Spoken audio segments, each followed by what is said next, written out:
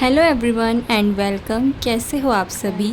सुबह सुबह का टाइम है, मतलब सुबह के 8 बज रहे हैं और सारा काम हो चुका है, मतलब साफ़ सफाई का। और नहा धोकर मैं नाश्ता बनाने जा रही थी तो इतने में ही फिर देवांश उठ गया। मैंने सोचा कि चलो आज वीडियो बनाते हैं मॉर्निंग की। और मैं किचन में जा ही रही थी कि ये उठ गया, पता नहीं कैसे। वैसे तो ये सो जाता है 8 साढ़े 8 बजे तक तो ये सोता ही है, लेकिन आज थोड़ा सा जल्दी उठ गया है।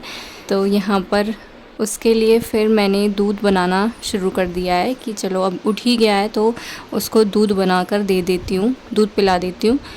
और अभी तो फिर वो सोने वाला है भी नहीं, तो यहाँ उसके लिए दूध गर्म करने के लिए रख दिया है। और ये है मलाई।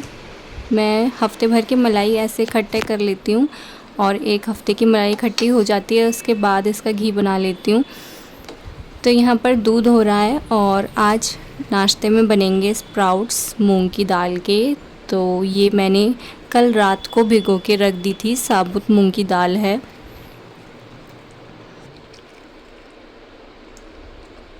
कल रात को 10 से 11 बजे के आसपास मैंने ये भिगोने के लिए रखी थी और अभी 8 बज रहे हैं और ये काफ़ी अच्छे से फूल गई है। तो आज इसी को ही बना रही हूँ। और यहाँ पर दूध हो गया है तो सबसे पहले मैं देवांश को थोड़ा दूध पिला लेती हूँ वीडियो को रोककर, और फिर ब्रेकफास्ट की तैयारी करते हैं।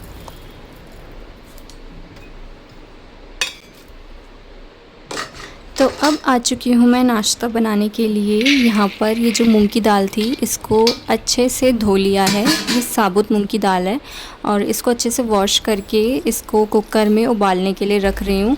तो इसे उबालने के लिए इसमें थोड़ा सा पानी और थोड़ा सा नमक डालकर इसको लो फ्लेम पर एक सीटी लगा लेंगे। और ये एक सीटी में ही अच्छे से हो जाएगी क्योंकि हमने इसको रात भर भिगोया है।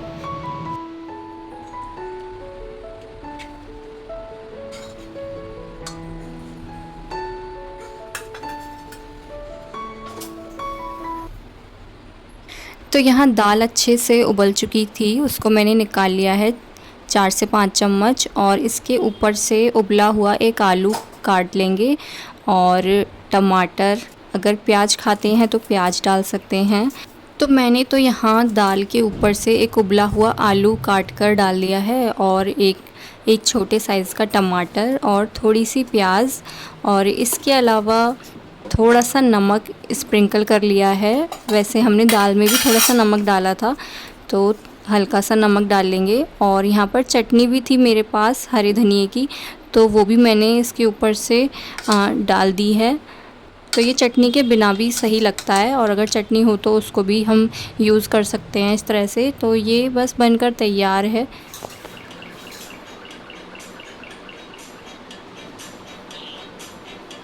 तो मैंने हस्बैंड को नाश्ता दे दिया था और मैं अभी थोड़ी देर बाद नाश्ता करूँगी, अभी मुझे भूख भी नहीं थी। और यहाँ पर मैं आ गई हूँ लंच की तैयारी करने के लिए। तो अभी तो मैं बना रही हूँ अरबी। तो हस्बैंड के टिफ़िन के लिए मैं अरबी की सब्ज़ी बना रही हूँ क्योंकि सब्ज़ी थोड़ी सी कम ही थी, अरबी थोड़ी सी बची थी जो कि मैं अब उन्हें बना लेती हूँ। और अरबी को मैं उबाल कर ही बनाती हूँ, मतलब अरबियों को उबाल कर रख लेती हूँ पहले से और फिर उन्हें छील कर नॉर्मल जैसे उबले हुए आलू की सब्ज़ी बनाते हैं उसी तरह से अरबी की सब्ज़ी बना लेती हूँ। तो अपने समय की बचत के लिए मैं तो ऐसा ही करती हूँ कि रात में सोने से पहले मैं अरबी को उबालने के लिए रख देती हूँ और जब अरबी उबल जाती है तो उसको बाहर कुकर से निकाल कर ऐसे ही रात में छोड़ देती हूँ और सुबह तक वो ठीक हो जाती है, सुबह तक ख़राब नहीं होती इतनी जल्दी। तो बस वही अब मैं अरबियों को छील कर काट कर इन्हें बना लूँगी। और साथ ही में मैंने थोड़े से आलू भी उबाल लिए थे क्योंकि ये जो अरबी है ये थोड़ी सी कम ही है, हस्बैंड के टिफ़िन के लिए ही हो पाएगी। बाकी बच्चे भी नहीं खाते अरबी वगैरह, तो बाद में आलू से कुछ बना लूँगी, इसीलिए मैंने आलू भी उबाल लिए थे अरबी के साथ में ही। तो यहाँ पर सब्ज़ी मेरी बन रही है। और आज है सेकंड सैटरडे, तो आशी के तो स्कूल की छुट्टी है। आशी अभी सो रही है, उसके स्कूल की छुट्टी है तो इसीलिए हम उसको उठाते नहीं हैं छुट्टी वाले दिन। और सैटरडे तक आते आते मेरी सब्जियां भी जो है ख़त्म हो जाती हैं क्योंकि हमारी पूरे हफ्ते की सब्ज़ी एक ही दिन आती है, संडे के दिन हस्बैंड लेकर आते हैं। अभी मेरा जाना नहीं हो पाता है तो फिर सब्जियां भी ऐसे ही निपट जाती हैं धीरे धीरे। मोस्टली तो बस आलू ही रह जाते हैं ज़्यादातर, तो इसीलिए अरबी भी मेरे पास कमी थी। और यहाँ पर सब्ज़ी बनकर तैयार है। अरबियों को उबाल कर सब्ज़ी बनाओ तो ज़्यादा देर नहीं लगती है सब्ज़ी, इसकी अरबी की सब्ज़ी बनने में। तो बस ये बन गई है और यहाँ हस्बैंड के टिफ़िन में ही डायरेक्ट मैंने निकाल ली है ताकि ये थोड़ी देर ठंडी हो जाए। जब तक वो जाएंगे तब तक ये ठंडी हो जाएगी। तो ये इतनी ही थी सब्ज़ी बस। तो हस्बैंड जो है सामने सोफ़े पर बैठकर ही नाश्ता करते हैं। तो मेरी किचन सामने ही पड़ती है।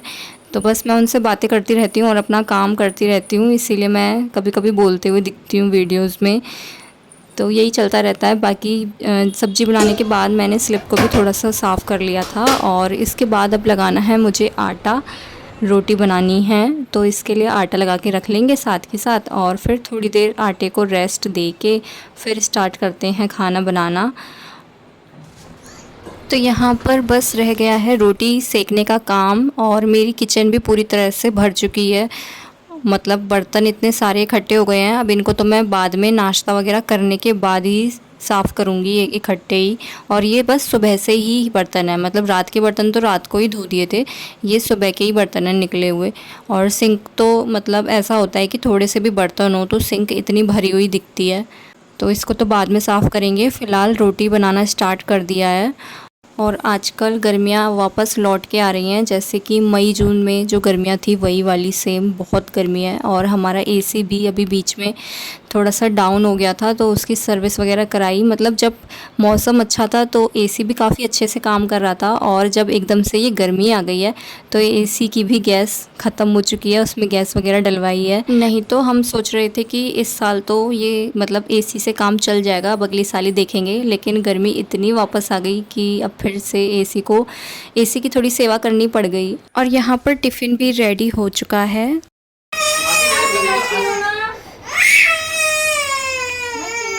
आजा।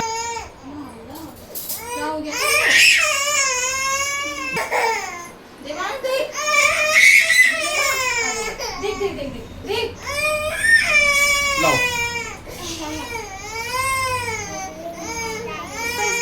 चलो आजा।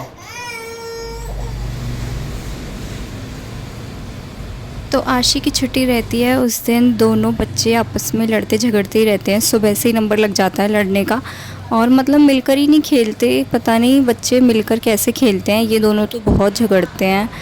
तो वही किसी बात पर झगड़ा कर लिया और रोने लग रहा था देवांश, तो मैंने उसको जैसे तैसे, फिर मैंने और हस्बैंड ने उसको चुप करा लिया। एक बार रोता है फिर इतना रोता है कि चुप ही नहीं होता जल्दी से। तो यहाँ पर ना ये मेरी कॉलिन की बोतल थी, खाली हो गई थी, तो फिर मैंने ये DIY कर लिया, इसमें पानी भर लिया स्प्रे करने के लिए।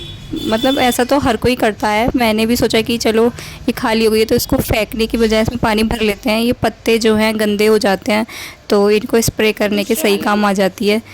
पत्तों पे जो मिट्टी होती है वो अच्छे से साफ़ कर देती है ये स्प्रे मार मार के। तो यहाँ पर आशी को शौक़ लग रहा था तो वो कर रही है। बाद में मैं इनको अच्छे से स्प्रे करके पत्तों को साफ़ कर लूँगी। धूल मिट्टी से गंदे हो जाते हैं। जो हमारी जो बिल्डिंग है वो रोड की साइड है तो धूल मिट्टी बहुत ज़्यादा ही उड़ती है।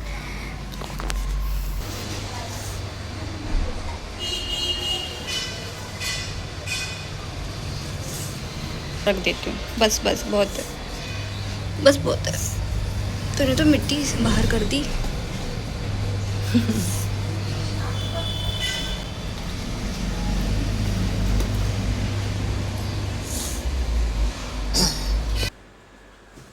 तो यहाँ पर देवांश रो रहा था तो उसके लिए टीवी चालू कर दी थी और आशी भी आ गई है उसके साथ टीवी देखने के लिए। तो थोड़ी देर टीवी वगैरह चला दी है जब तक बाकी का जो काम है वो निपट जाएगा।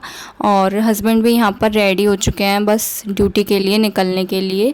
और मेरा भी किचन का काम तो हो ही गया है, बस ये हस्बैंड जब निकल जाएंगे ड्यूटी के लिए तब नाश्ता कर लूँगी बच्चों के साथ में।